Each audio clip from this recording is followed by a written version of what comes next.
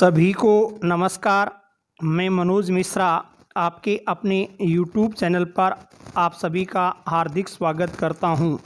दोस्तों, इस वीडियो के अंतर्गत हम लेकर के आए हैं हाल ही में 31 अगस्त 2020 को आयोजित एसटीसी, जिसको आजकल डीएलएड कह दिया जाता है, उसकी प्रवेश परीक्षा का आयोजन हुआ था। उस प्रवेश परीक्षा के प्रश्न पत्र में हिंदी भाषा योग्यता से संबंधित जो प्रश्न पूछे गए हैं, उन प्रश्नों की उत्तर तालिका आंसर की हम इस वीडियो में बताने जा रहे हैं। दोस्तों, इस परीक्षा में हिंदी भाषा योग्यता से संबंधित जो प्रश्न पूछे गए, उनका स्तर काफ़ी उच्च स्तरीय था। यदि स्कूल लेक्चरर, कॉलेज लेक्चरर की परीक्षा में भी इस प्रकार के प्रश्न पूछे जाएं तो बहुत अच्छा होता, लेकिन उस स्तर पर भी ऐसे प्रश्न नहीं पूछे जाते हैं जितना कठिन स्तर इस स्तर पर एसटीसी प्रवेश परीक्षा में लिया गया है। बहुत ही अच्छा प्रश्न पत्र इसको कहा जा सकता है। हिंदी के परीक्षार्थियों के लिए चुनौती भरे ये प्रश्न माने जा सकते हैं। तो यदि आप किसी भी परीक्षा की तैयारी कर रहे हैं तो हिंदी से संबंधित परीक्षा यदि आप देने जा रहे हैं तो इन प्रश्नों के आधार पर आप अपनी तैयारी शुरू कर दें, क्योंकि आने वाले समय में इसी प्रकार के प्रश्न आपको परीक्षाओं में देखने को मिलेंगे। देखिए, पहला प्रश्न है, असंगत विकल्प चुनें। पहला ऑप्शन है, अभी प्लस नी प्लस आस से अभिन्यास बनता है। अभिव्याप्ति से अभिव्याप्ति बनता है। सु स्थु ए से सौष्ठव बनता है। अनु से अंग इक से आनुषंगिक बनता है। अगर हम इन चारों में देखें तो असंगत कौन सा माना जाए? इसमें जो सही उत्तर माना जाएगा वो है 4 नंबर। 4 नंबर कैसे होगा, इसका कारण क्या है? 4 को हम देखें तो देखिए, अभी नी अभिन्यास जो शब्द है उसमें अभी नी 2 उपसर्ग हैं। आस धातु में ए प्रत्यय जुड़ करके अभिन्यास बनता है, तो ये उपसर्ग प्लस धातु प्लस प्रत्यय से बना हुआ शब्द है। अभिव्याप्ति की बात करें, इसमें भी अभी भी 2 उपसर्ग हैं। आप धातु है, ती प्रत्यय है, तो यहाँ भी उपसर्ग प्लस धातु प्लस प्रत्यय से इसकी रचना हुई। सौष्ठव शब्द में देखें तो सु उपसर्ग है, स्थु धातु है, ए प्रत्यय है, इनको मिलाकर के सौष्ठव बना है, तो ये भी उपसर्ग प्लस धातु प्लस प्रत्यय से बना हुआ शब्द हो गया। ये तीनों 1, 2, 3 नंबर जो विकल्प हैं वो उपसर्ग प्लस धातु प्लस प्रत्यय से बने हुए शब्द हैं। अब आनुषंगिक में देखें तो अनु और से 2 उपसर्ग हैं। अंग धातु नहीं, अंग एक शब्द है और उसमें एक प्रत्यय जुड़ा हुआ है, तो ये धातु उपसर्ग प्लस शब्द प्लस प्रत्यय से बना हुआ शब्द हो गया। तो यहाँ तद्धित के रूप में इसको माना जाएगा। जो इक है वो तद्धित प्रत्यय के रूप में आ रहा है और ऊपर वालों में जो प्रत्यय है वो प्रत्यय कृत प्रत्ययों के रूप में आ रहे हैं। इसलिए 4 नंबर विकल्प आनुषंगिक असंगत मान करके सही उत्तर मान लिया जाएगा। दूसरा प्रश्न है, रामायण में कौन सा प्रत्यय प्रयुक्त हुआ है? रामायण का संधि विच्छेद करें तो क्या होता है? राम प्लस अयन, ये इसका संधि विच्छेद होगा। और इस आधार पर देखें तो राम का चरित्र, राम का मार्ग रामायण कहलाता है, तो इसमें अयन प्रत्यय 2 नंबर विकल्प सही उत्तर होगा। तीसरा प्रश्न है, निम्न में से कौन सा शब्द निस्संक का पर्यायवाची नहीं है? देखिए, निस्संक यानी शंका से रहित, तो शंका से जो रहित है वो अर्थ देने वाले शब्द इसमें मान लेंगे। यहाँ पर सुरक्षित, रक्षा से युक्त है, कोई शंका नहीं होगी, उसे सुरक्षित कहेंगे। निर्भय, जहाँ भय से रहित है, कोई भय नहीं होगा, वो भी एक तरह से निस्संक हो जाएगा। ये निश्चिंत शब्द लिखा हुआ है, निश्चिंत यानी चिंता से रहित स्थान है, वो निस्संक निश्चिंत जैसा हो गया। तो तीनों निस्संक के समान अर्थ को प्रकट कर रहे हैं, जबकि निस्संग संग से रहित, सास से रहित होगा, इसलिए यहाँ असंगत मान लिया जाएगा। 4 नंबर पर्यायवाची नहीं है, बाकी तीनों पर्यायवाची हैं। फिर है, बैठ गए सब तरु छाया में। इसमें तरु छाया रेखांकित है, मान लीजिए, तो रेखांकित शब्द का शुद्ध रूप क्या होगा? ऑप्शन आपके सामने है। इन चारों ऑप्शंस में से सही उत्तर किसको माना जाए? तो इसका जो सही उत्तर है वो सही उत्तर 3 नंबर विकल्प होगा। 3 नंबर क्यों हुआ? देखिए पहले तो तरु शब्द में रू छोटा आता है या बड़ा, ये देखना पड़ेगा। 1 नंबर में रू बड़ा लिखा हुआ है और 3 में रू छोटा लिखा हुआ है। ध्यान दें तरु में रू ह्रस्व होता है, दीर्घ नहीं होता, छोटा होता है। फिर प्लस तरु प्लस छाया, इसकी संधि करते हैं तो संधि करने पर क्या होता है? तरु प्लस छाया, इसकी हम संधि करते हैं तो संधि करने पर चैका आगमतुक आगम यानी चैका आगम होकर के तरु छाया ये रूप बनता है। इसलिए 3 नंबर विकल्प इसमें सही उत्तर माना गया है। चौथा प्रश्न, प्रसिद्ध उपन्यास गोदान 5वां प्रश्न है, प्रसिद्ध उपन्यास गोदान के लेखक कौन हैं? तो गोदान मुंशी प्रेमचंद जी के द्वारा लिखा गया उपन्यास माना जाता है। 2 नंबर सही उत्तर हुआ। फिर यदि मन लगाकर काम करोगे तो सफलता प्राप्त करोगे, यह किस प्रकार का वाक्य है? तो इसका सही उत्तर क्या होगा? वो है मिश्र वाक्य। यदि तो से 2 योजक शब्दों से कोई वाक्य जुड़ता है तो वह वाक्य मिश्र वाक्य की श्रेणी में आएगा। यदि तो से ये जुड़ा हुआ है तो मिश्र वाक्य मानेंगे, जिसमें एक प्रधान उपवाक्य होता है और एक या अनेक आश्रित उपवाक्य माने जाते हैं। 7वां प्रश्न है, निम्नलिखित में से तत्पुरुष समास का उदाहरण कौन सा है? तत्पुरुष समास किस में है? तो इसमें जो सही उत्तर माना जाएगा वो होगा 1 नंबर आशातीत। आशा को अतीत, ये इसका विग्रह करेंगे और इसमें हम तत्पुरुष समास मान लेते हैं, क्रम तत्पुरुष समास हो जाता है। जबकि अन्य देखें, यथाशक्ति में अव्ययीभाव समास होता है, प्रतिदिन में भी अव्ययीभाव समास होता है और आमरण में भी अव्ययीभाव समास होगा। ये 3 अव्ययीभाव में जाएंगे। आशातीत में तत्पुरुष समास माना जाएगा। सरस का विलोम शब्द कौन सा है? 8वां प्रश्न है कि सरस का विलोम शब्द क्या होगा? तो इसका सही उत्तर 1 नंबर है नीरस। सरस रस से युक्त, नीरस रस से रहित। 1 नंबर विकल्प विलोम शब्द मान लिया जाएगा।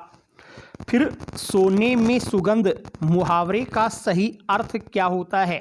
सोने में सुगंध का अर्थ होता है सुंदर वस्तु में और गुण का समावेश हो जाना। कोई वस्तु पहले से सुंदर है और उसमें और कोई अच्छी चीज़ प्राप्त हो जाती है तो वहाँ हम बोलते हैं सोने में सुगंध होना। सोने पे सुहागा भी जिसको बोल दिया जाता है।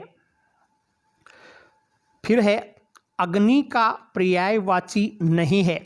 अग्नि पावक यानी भी अग्नि होता है, वहनी यानी भी अग्नि है, कृषाणु भी अग्नि का पर्यायवाची है। ये 3 तो अग्नि के आते हैं। मयूख इसमें अग्नि का पर्याय नहीं है। मयूख जो है वो किरण का पर्यायवाची माना जाता है, मयूख किरण को कहते हैं। तो 1 नंबर मयूख सही उत्तर हो गया। 11वां प्रश्न, कौन सा समस्त पद मध्यम पदलोपी तत्पुरुष का उदाहरण नहीं है? देखिए इनके हम विग्रह करके देखें। पनचक्की, पानी से चलने वाली चक्की पनचक्की कहलाती है। तो यहाँ पर मध्यम, बीच में से चलने वाली का लोप है तो ये मध्यम पदलोपी तत्पुरुष हुआ।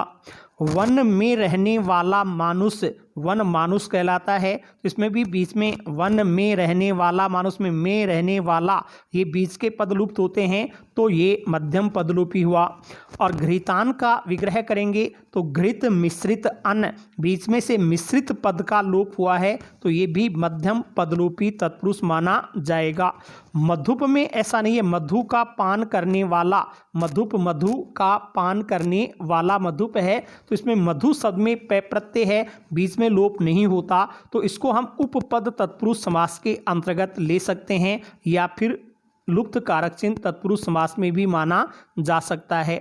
तो यहाँ 3 नंबर विकल्प सही उत्तर हो जाएगा। मधुप में मध्यम पदलोपी तत्पुरुष नहीं है। फिर किस विकल्प में ये प्रत्यय का प्रयोग नहीं हुआ है?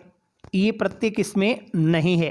तो देखिए पाणिनि शब्द को हम देखें तो इसमें पाणिन शब्द के साथ में ये प्रत्यय जुड़ा हुआ है। मानवीय में देखें तो मानव में ये प्रत्यय जुड़ा हुआ है और भवदीय में देखें तो भवत शब्द के साथ में ये प्रत्यय जुड़ा हुआ है। पाणिन ये पाणिनीय, मानव ये मानवीय, भवत ये भवतीय कहलाता है। लेकिन विचारणीय शब्द की अगर हम देखें तो इसमें वी उपसर्ग है, वी उपसर्ग के साथ में चर धातु है और चर धातु में फिर निय नहीं, ये नहीं, एनीय प्रत्यय जुड़ता है। संस्कृत के अनुसार एनियर, हिंदी में हम इसको एनीय मान सकते हैं। विचर एनीय, इनसे मिलकर के विचारणीय बनता है। तो विचारणीय में ये नहीं, एनियर, एनीय प्रत्यय का प्रयोग हुआ है। 2 नंबर सही उत्तर होगा। 13वां प्रश्न है, एक अकेला 2 11 का सही अर्थ क्या है?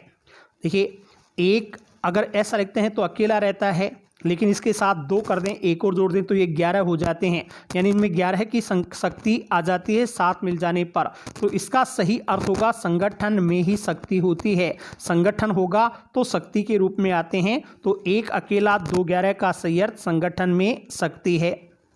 फिर वह हथियार जो हाथ में थाम कर चलाया जाता है उसको क्या कहते हैं?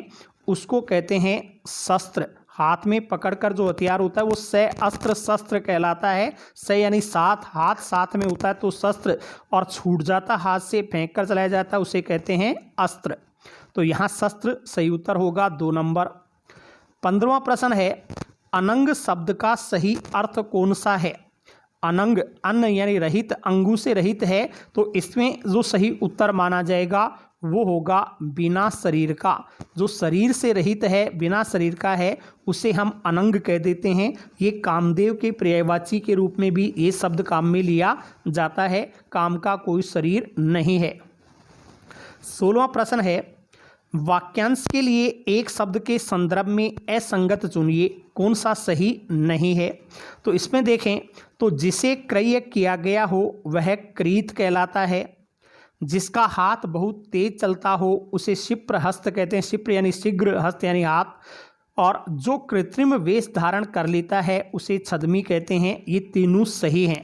लेकिन सुंदर एवं लंबे केशों वाली स्त्री विकेशिनी, ये गलत लिखा हुआ है। विकेशिनी की जगह पर शुद्ध शब्द होना चाहिए था सुकेशिनी।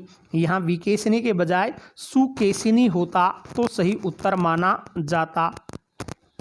फिर निम्न में से अशुद्ध वाक्य का चुनाव कीजिए। 4 वाक्य आपके सामने हैं। इन चारों में से अशुद्ध वाक्य कौन सा होगा?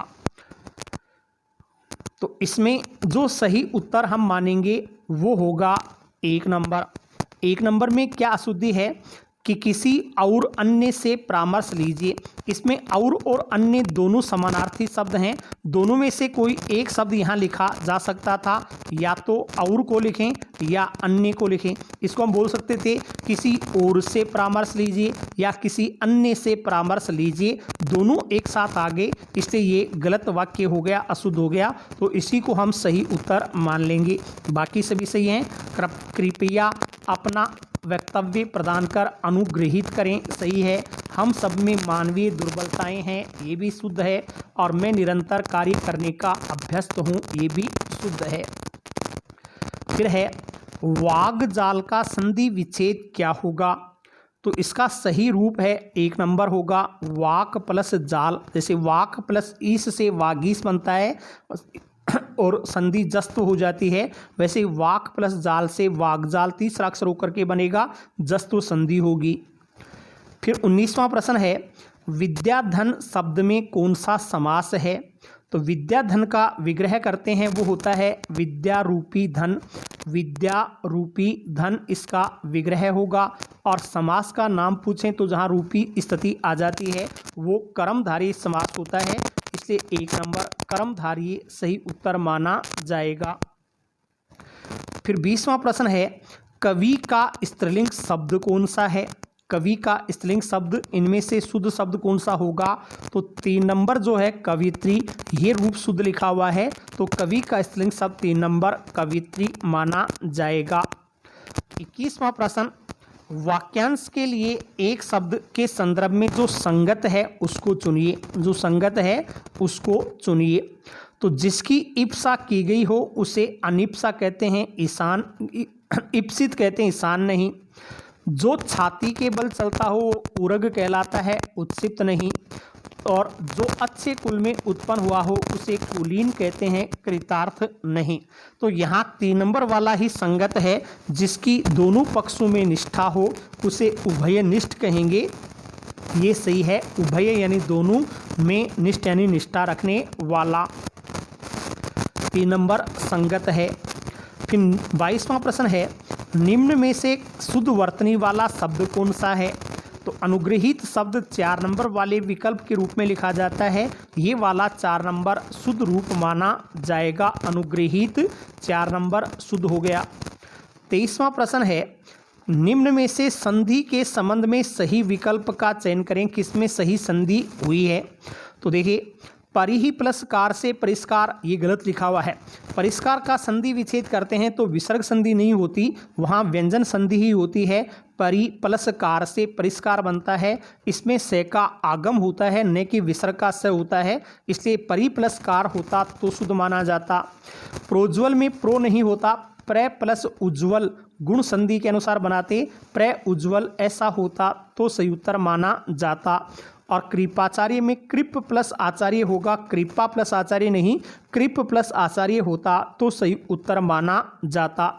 लेकिन निष्ठुर में नी प्लस स्थुर, ये बिल्कुल सही लिखा हुआ है। हालांकि बहुत से नी प्लस स्थुर कर देते हैं, वो गलत है। नी प्लस स्थुर होगा और यहाँ पर जो संधि होगी वो व्यंजन संधि मानी जाएगी, इसलिए 4 नंबर विकल्प सही उत्तर हो गया। 24वां प्रश्न है, किस विकल्प में इत प्रत्यय का प्रयोग तद्धित के रूप में हुआ है?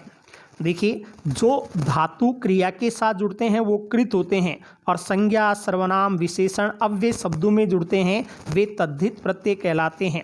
तो मापित, माप धातु में इत प्रत्यय जुड़ा हुआ मापना क्रिया है, इसलिए कृत होगा। लिखना में इत जोड़े तो लिखित बना, ये भी कृत हो गया। और याचना, याच धातु में इत जोड़ेंगे याचित बनेगा, तो ये 3 तो कृत से बने हुए। दुख क्रिया नहीं है, दुख शब्द है, शब्द के साथ में जुड़ा हुआ है, तो दुखित को तद्धित के रूप में मान लिया जाएगा। 4 नंबर सही उत्तर हुआ। 25वां प्रश्न है, अवधूत का सही अर्थ क्या है? अवधूत शब्द किसके लिए प्रयुक्त होता है? योगी, सन्यासी, साधुओं के लिए अवधूत शब्द का प्रयोग करते हैं, इसलिए हम इसमें 2 नंबर विकल्प मस्त और फक्कड़, जिसे कोई चिंता नहीं हो, मस्त मौला हो, उसे अवधूत कह सकते हैं। फिर निम्न में से कौन सा शब्द निर उपसर्ग से नहीं बना है? इसमें जो सही उत्तर है वो है 3 नंबर निरत। निरत शब्द में निर उपसर्ग नहीं है, बाकी निर प्लस वचन, निर प्लस वाह, निर प्लस मूल, तीनों में निर है, लेकिन इसमें नी उपसर्ग है और नी के साथ में रत शब्द जुड़ा हुआ, नी प्लस रत से निरत बना है, निर से नहीं बना। 27वां है, अशुद्ध शब्द का चयन कीजिए। इसमें पीड़ित ये भी सही है, जड़मती ये भी सही है, योगरूट ये भी सही है। निरोगी शब्द हमें बहुत जगह लिखा हुआ मिलता है, लेकिन ये अशुद्ध रूप माना जाता है। जैसे शुद्ध रूप होता है निरोग, निरोग शब्द शुद्ध होता है और इसी में ई प्रत्यय जोड़ देंगे तो निरोगी बन जाएगा। नी छोटा कैसे हो गया, ये प्रचलन में कैसे आ गया, ये कोई परंपरा ही बता सकती है। व्याकरण के अनुसार निरोगी ऐसे शुद्ध होता, इस रूप में ये गलत लिखा हुआ है। 28वां प्रश्न है, द्वंद्व समास के भेदों के संदर्भ में असंगत चुने।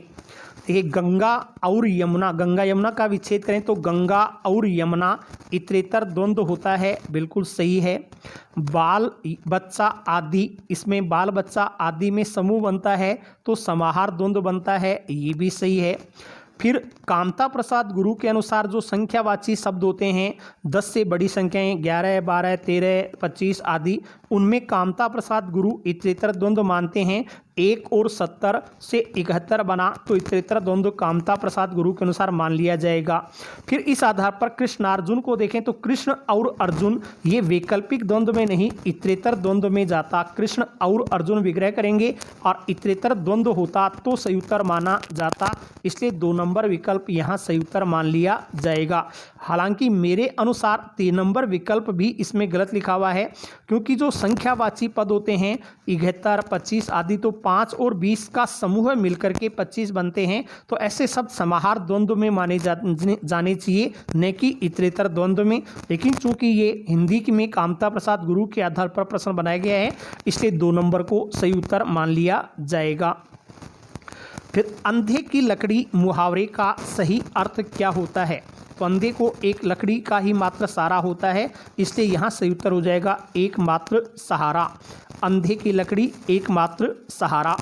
फिर निम्न में से कौन सा शब्द परि उपसर्ग से बना है, तो इसका जो सही उत्तर होगा वो कौन सा माना जाए, वो है 1 नंबर परिधि।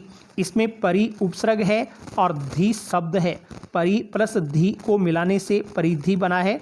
बाकी में परा उपसर्ग है, प्र उपसर्ग है, पर उपसर्ग है, परि नहीं है। 1 नंबर को सही उत्तर मान लिया जाएगा।